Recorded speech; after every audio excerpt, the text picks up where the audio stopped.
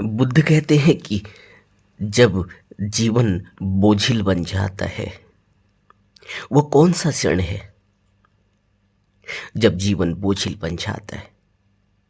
जीवन बोझिल बन जाता है जब मनुष्य दुख से घिर जाता है। और धम्म मन की पीड़ा को दूर करने के लिए ही प्रयासरत है। धम्म चित्त की पीड़ा को दूर करने के लिए प्रयासरत है। और चित्त की पीड़ा क्या है? क्या है मन की पीड़ा? मन की पीड़ा है राग, मन की पीड़ा है द्वेष, मन की पीड़ा है मोह, मन की पीड़ा है ईर्ष्या, मन की पीड़ा है जलन, मन की पीड़ा है काम वासना। इन सब से मुक्ति दिलाता है धम्म। लेकिन धम्म तक पहुंचने के लिए, धम्म की शुरुआत करने के लिए हमें बुद्धों के उपदेशों का श्रवण करना जरूरी है, क्योंकि बुद्धों के उपदेशों के श्रवण से हमारे अंदर चिंतन पैदा होता है।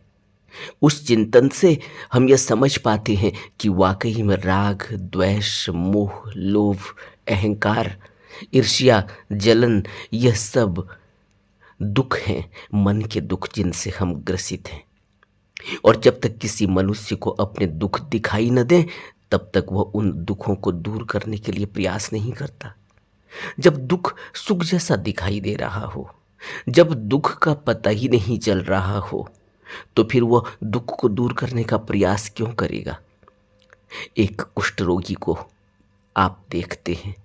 कुष्ठ रोगी पीड़ित है, दुख से पीड़ित है, लेकिन उसे अपने दुख का एहसास नहीं होता, क्योंकि उसके अंग बिल्कुल ही जड़ हो चुके होते हैं। और इन जड़ अंगों की वजह से उसे हो रही पीड़ा का एहसास ही नहीं होता, जब तक कि वो अंग टूट कर गिर नहीं जाता। इस तरह से सुन्न हो जाता है। और यही दुख की पीड़ा मनुष्य की है। मनुष्य भी इसी तरह से ग्रसित है दुख से, लेकिन दुख को देख नहीं पाता, दुख को समझ नहीं पाता। और जब किसी बुद्ध की संगत मिलती है, बुद्ध का श्रवण मिलता है, धम्म श्रवण मिलता है, बुद्ध की संगत मिलती है, हम समर्पण करते हैं, सरेंडर करते हैं, शरण लेते हैं, तब हमें वो ज्ञान प्राप्त होता है जो हमें हमारे दुख से मुक्त करता है। और जैसे ही हम दुख से मुक्त होते, वैसे ही हम इस संसार के इस बहुबंधन से भी मुक्त हो जाते।